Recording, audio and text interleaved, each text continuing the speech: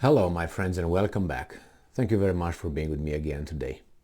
Very interesting developments in Belarus, and I would suspect that this is an answer, a reaction to the announcement made by Sweden and Finland to host possibly nuclear weapons and NATO military bases on their territories in peacetime. Poland also requested United States to bring nuclear weapons on its territory and bring as many troops as they want. I've been talking about for some time, and I'm waiting for a real Russian reaction to these developments. And the reaction would be, for instance, placement of nuclear weapons in Nicaragua, which is a very friendly country, or maybe to Cuba. But I'm talking about real deployment, not the tubes or just, make the launching pads and all that over there. No, I'm not talking about that. Like, Cuban missile crisis, not that. Actual rockets in the country, which, as you know, they were not then placed yet. Okay, so I would wait for this, including the deployment of nuclear weapons in Kaliningrad, that enclave on the bordering Poland, in the East Prussia. All right, East Prussia, German territory, wasn't it? Anyway, so in the meantime, it seems like the Russians are moving gradually, and they will probably, whenever they will be able, they will probably meet the bar that the NATO, supposedly, which is United States of America, the rest are just, yes sir, countries, bottom feeders or weasels or plantation slaves, however you prefer. I prefer actually all of them.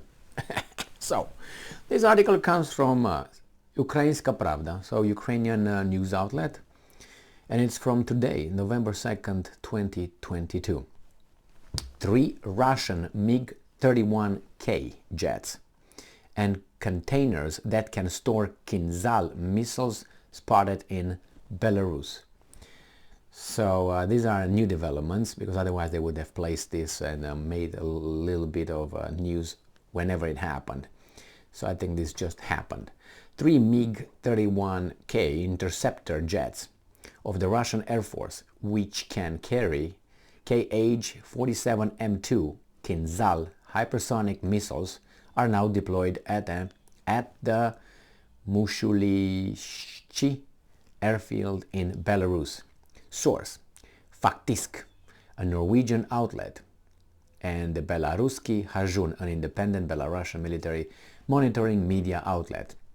Well, it's independent as long as they will start saying something, positive about Lukashenko, and then it's gonna turn not an independent, is going to be labeled as,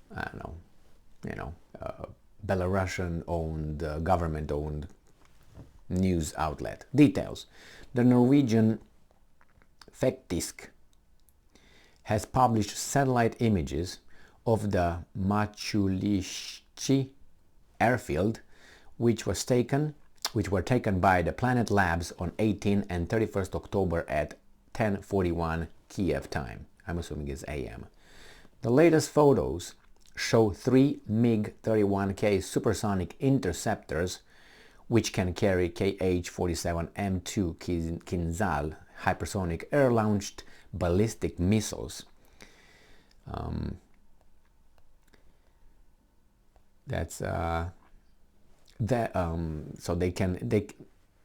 But the interceptors are capable of launching them at a distance of 2,000 kilometers. So they go in the air, go next to the border, wherever they're not going to cross into whatever border of the state they are not allowed to, so they don't violate the airspace of that particular country. And then they launch them at 2,000 kilometers. That's about what, 1,200 miles, let's put it, 300 miles, something like that. So that, if you take it in straight line from Belarus, probably will be able in straight line to hit anything they want. I don't know if probably yeah, probably, but they don't hit. They don't need to hit capitals. I'm just saying. So the Belaruski Hajun monitoring group reports that these are interceptor jets with the following registration numbers, and they give us three numbers: RF ba ba ba, RF ba ba ba, and RF ba ba ba. In addition, the images show several missile containers where Kinzhal missile can be stored. The monitoring group previously reported on the possible delivery of Kinzhal to Mashulischinsk airfield. The missiles could be delivered to the airfield on October 16.